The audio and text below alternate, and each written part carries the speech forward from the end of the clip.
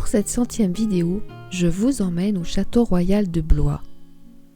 C'est à l'occasion d'une nouvelle marche au Dax que je redécouvre cette belle ville blésoise où mon fils Sébastien est né. Je profite de cette escapade pour visiter son château qui surplombe fièrement la ville et la Loire. C'est l'un des plus importants châteaux du Val-de-Loire par son mélange architectural et son histoire. Il a la particularité d'être urbain, situé au centre de la ville en plein cœur de la vallée des Rois. Classé monument historique depuis 1840, le château de Blois est l'exemple unique de l'évolution de l'architecture française du XIIIe au XVIIe siècle.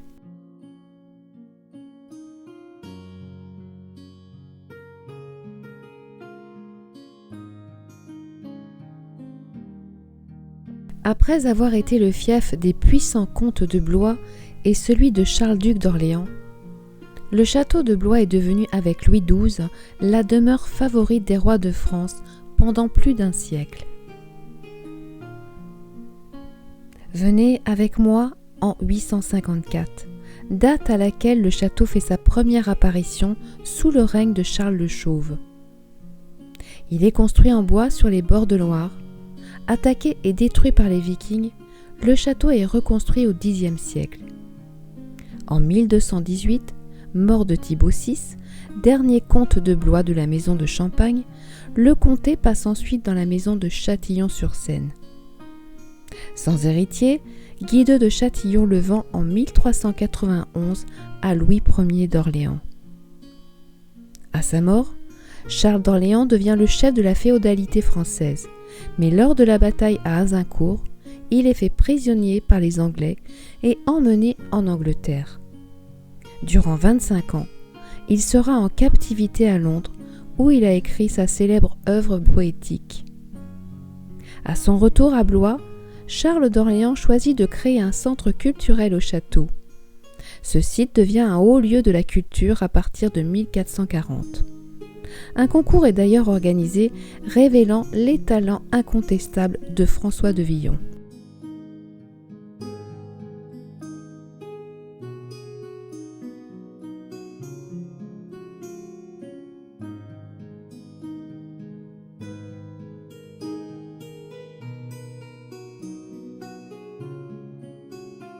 À la mort de Charles en 1465, Louis, son fils, devient duc d'Orléans sous le nom de Louis II.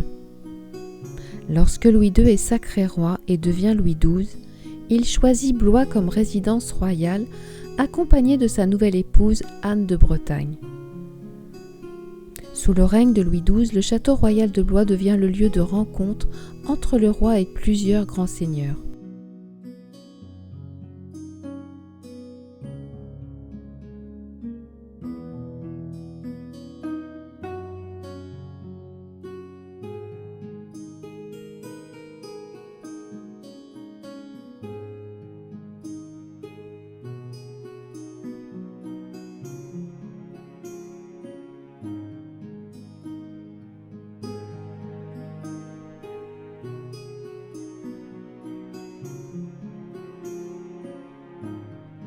Le 1er janvier 1515, Louis XII meurt et François Ier monte sur le trône.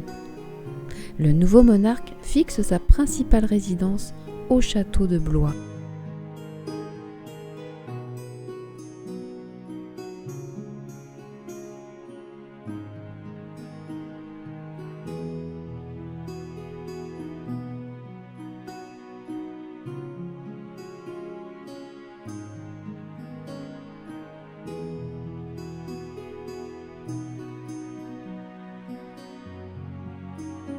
Bordant le côté nord, l'aile François Ier est la plus imposante du château. Elle est la première grande construction du roi. Ici, l'inspiration de la Renaissance italienne est à l'honneur. Loggia, escalier à vis ouverts sur l'extérieur et étages successifs de décors sculptés.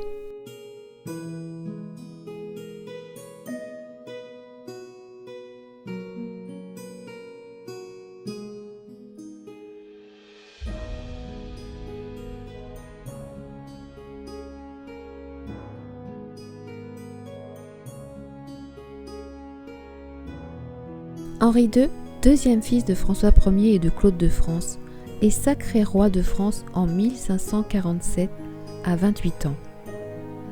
Il prend comme épouse la célèbre Catherine de Médicis.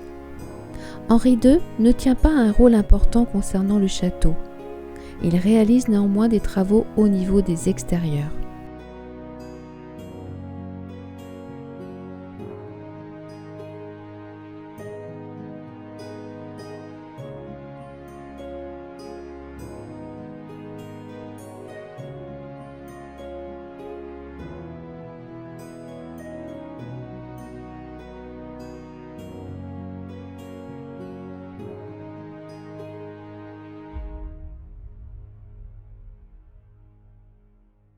À la mort d'Henri II en 1559, ses fils gardent le château de Blois comme résidence royale principale.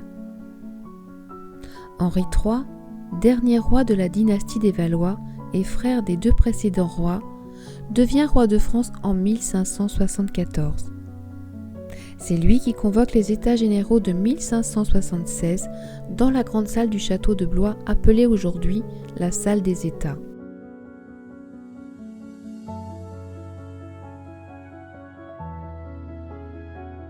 Le 23 décembre 1588, Henri III fait tuer son ennemi le duc de Guise, le frère de ce dernier et le cardinal de Lorraine.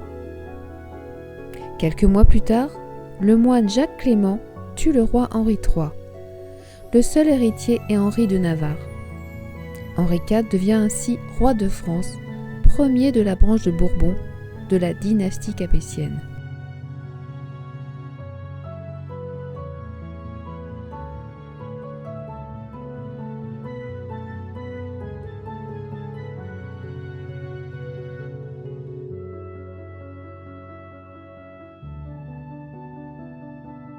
Blois est ensuite confié en cadeau de mariage à Gaston d'Orléans, qui y décède en 1660, après avoir mené de nouveaux projets de construction inachevés, faute de moyens.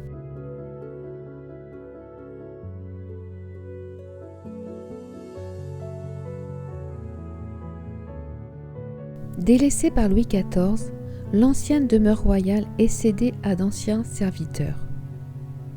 Quelques décennies plus tard, Louis XVI tente de le vendre car son entretien est trop coûteux.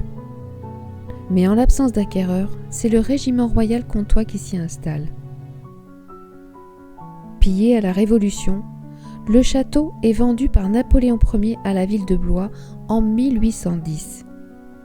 Il restera utilisé comme caserne, mais en partie ouvert au public, permettant notamment à Victor Hugo, Honoré de Balzac et Alexandre Dumas de le découvrir. Le château accueille dès 1850 le musée des Beaux-Arts de Blois, au sein de l'aile François Ier, puis de l'aile Louis XII. Les rénovations successives permettent de se rendre compte de ce que fut le château de Blois, le symbole de la puissance de 7 rois et 10 reines de France. Depuis, le château appartient toujours à la ville de Blois et un son et lumière a été créé dans les années 1990 afin de faire vivre le château.